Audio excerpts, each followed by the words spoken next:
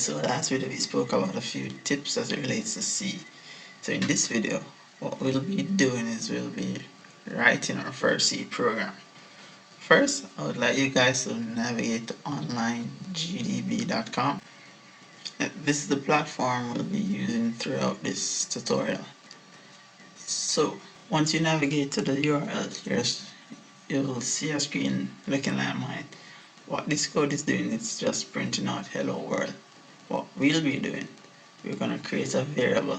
We're going to assign a name to that variable, then print out that name. You guys probably wondering what is a variable. It basically provides us with a means of storing and manipulating data. First thing we'll do is remove the pre-generated code, then type hashtag include stdio.h.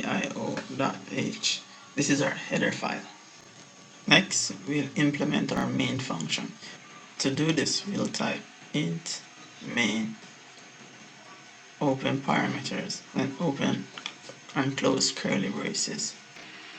Next, we will define a variable of type string and assign a value to that variable.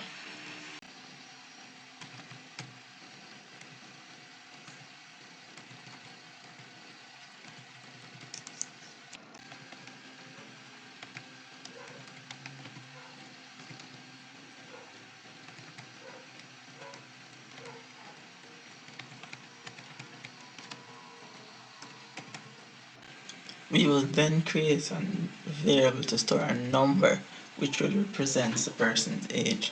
Since it will be a whole number, the data type we will be using will be integer. How we do this, we'll say int age, then assign age a value.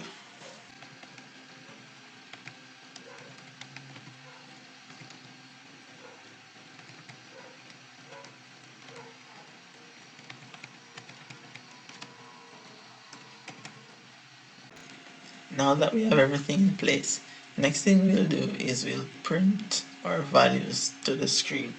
To do this, we will need to make use of one of the built-in functions that we included into our project when we typed our header file earlier. So we type printf, open and close parameters, double quotes. Whatever it is that we type inside these double quotes is what will be shown on the screen.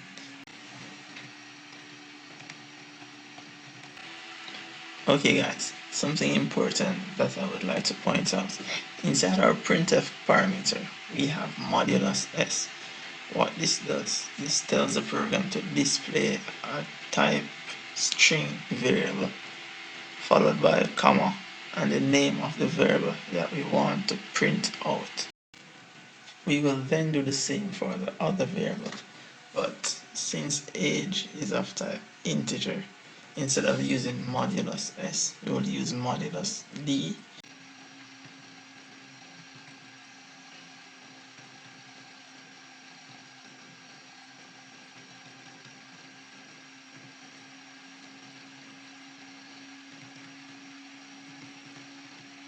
Another thing I would like to point out is line 14, where we have return 0. For now, just think of it as a necessary piece of the puzzle. Later on in this series, when we reach the functions topic, the purpose of it will be explained. Now that we have everything in place, when we run our program, we should see inside our console, my name is Kenny, my age is 56. Oh yeah, I forgot my semicolon. So you guys probably noticed that throughout our program we have been making use of semicolons. The purpose of the semicolon is to end a statement.